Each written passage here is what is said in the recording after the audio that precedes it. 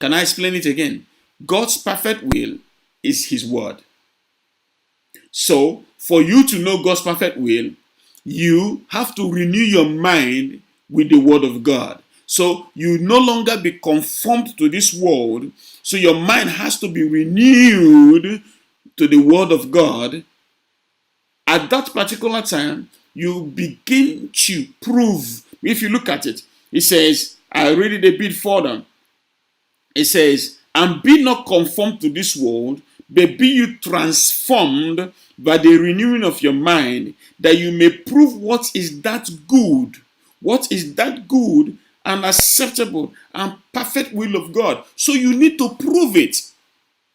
Why? Because when you are seeking for the will of God, several things will present themselves. It's like a girl who wants to get married. When it is time to get married, you're looking for the will of God for marriage. Who should you marry? The first thing is that Satan will also present his own children. Satan will present lots of things, but now it is for you to prove them. As you have renewed your mind, by the renewing of your mind, you'll be able to prove, and then God will lead you as you prove each of the suitors that will come. When we come and say, if you don't sleep with me, I'm not going to marry you. Of course, automatically you will know that that is not God's will for you. Because it does not agree with the word of God.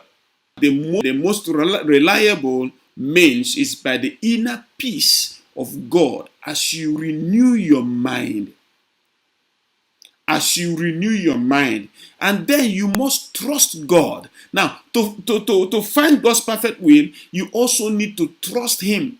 Now, you see, I once said something, and I want everybody to take note of this thing. I once said that most people believe in God, but very few people trust God. Can I repeat that again? Lots of people believe in God. So many people believe in God, but very few people trust God. For you to find God's perfect will for your life, you must learn to trust him. One of the ways that God will lead you is through the inner peace in your heart. But you must trust him. He says the step of the righteous man is ordered by the Lord. You must trust him to order it.